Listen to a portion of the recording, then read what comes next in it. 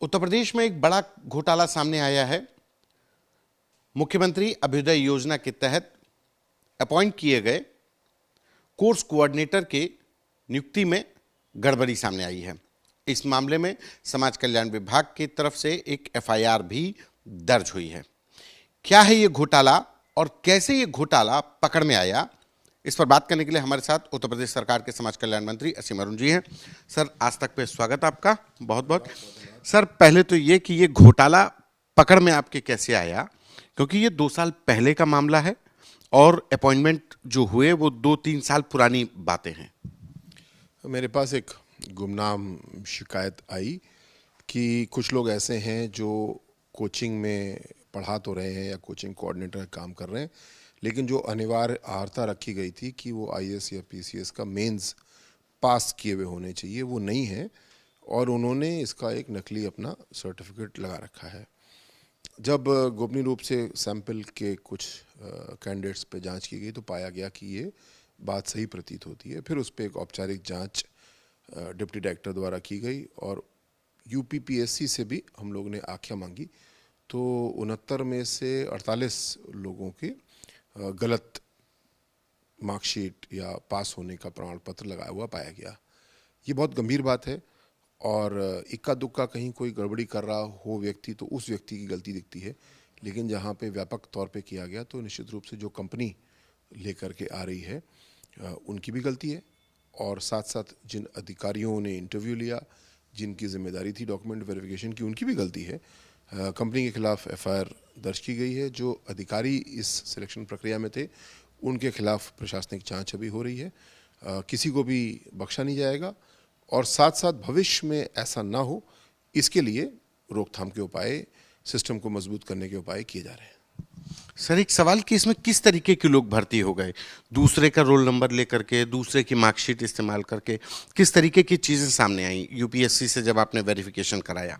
जो यूपीपीएससी से उत्तर प्रदेश लोक सेवा आयोग से रिपोर्ट मिली हमको, तो उसमें कुछ लोग ऐसे हैं जिन्होंने मेंस दिया तो है लेकिन रोल नंबर उन्हीं का है लेकिन वो फेल है और उन्होंने पास का अपना एक नकली सर्टिफिकेट बना के लगा दिया। शेष ऐसे हैं जिन्होंने जो रोल नंबर दिया उस पर वो व्यक्ति है ही नहीं। तो दोनों तरह के घपले यहाँ पे किए गए हैं, पर कुल मिलाकर के उस व्यक्ति ने मेंस पास नहीं किया।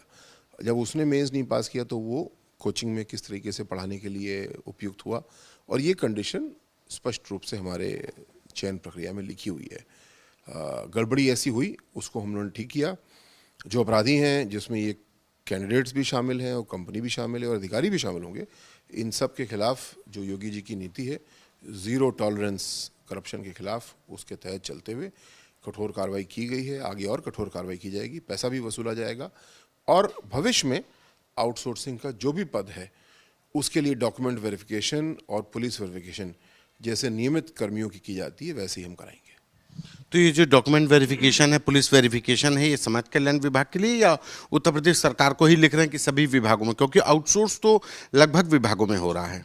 अब मैं अपने मंत्रालय संबंधित विभागों के लिए कह सकता हूँ, लेकिन मैं सुझाव ये भी दे रहा हूँ कि पूरी आउटसोर्सिंग व्यवस्था को जो योगी जी सुधार रहे हैं, कॉरपोरेशन बन चुका है, उसके तहत काम हो रहा है, तो सही लोग आएँ और इस प्रकार का फर्जी काम ना हो पाए, इसके लिए हमें व्यवस्थाओं को और मजबूत करना होगा।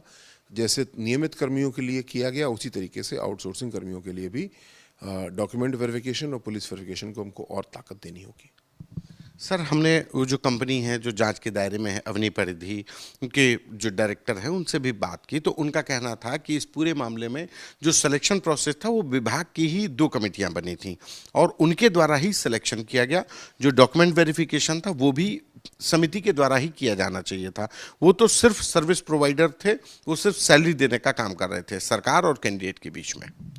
जो जांच में बात निकल करके आई है कि इतनी बड़ी संख्या में 69 में से 48 गलत निकले और कई कैंडिडेट से भी बातचीत जो जांच अधिकारी ने की तो ये पाया गया कि पूरा एक रैकेट बना करके अवनी परिधि कंपनी ने काम किया है और उन्होंने स्वयं सहयोग किया इस पूरी प्रक्रिया में।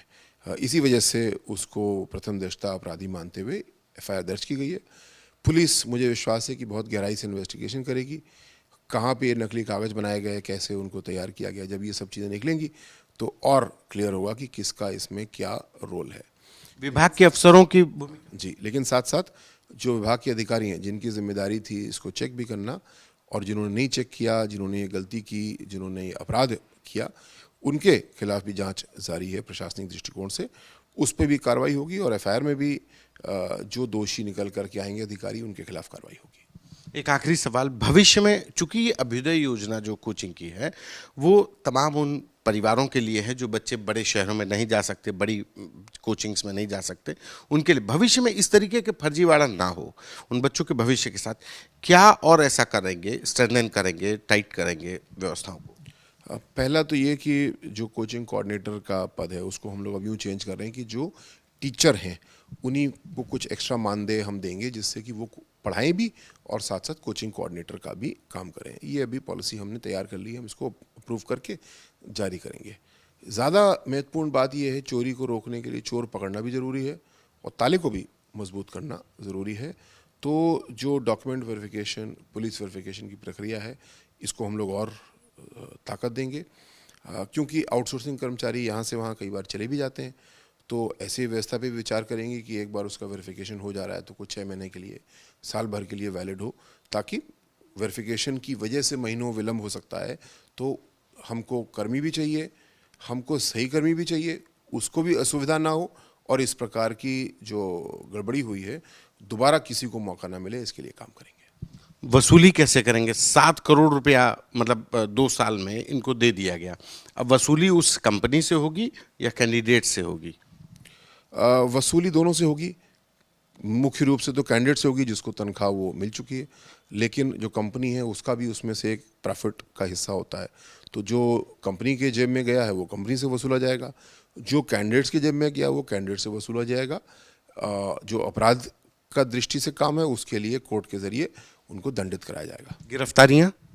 पुलिस गिरफ्तारी जरूर करेगी, क्योंकि ये 420, 467 पुराने बीएनएस की बात, आईपीसी से बात करूं तो ये चीटिंग एंड फॉर्जरी का मामला है, गिरफ्तारी वाले सेक्शन से गिरफ्तारी इसमें ज़रूर पुलिस करेगी, और भी जो सेक्शंस बनते हैं वो पुलिस आवश्यकता अनुसार बढ़ाएगी।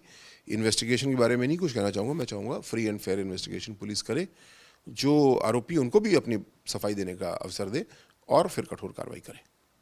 धन्यवाद सर। ये हमारे साथ उत्तर प्रदेश सरकार के मंत्री, जिनका कहना है कि इस पूरी व्यवस्था में जिन लोगों ने भी सेंधमारी की उनसे न सिर्फ वसूली होगी बल्कि पुलिस जांच के बाद गिरफ्तार भी करेगी। कैमरा पर्सन संदीप के साथ संतोष कुमार, आज तक।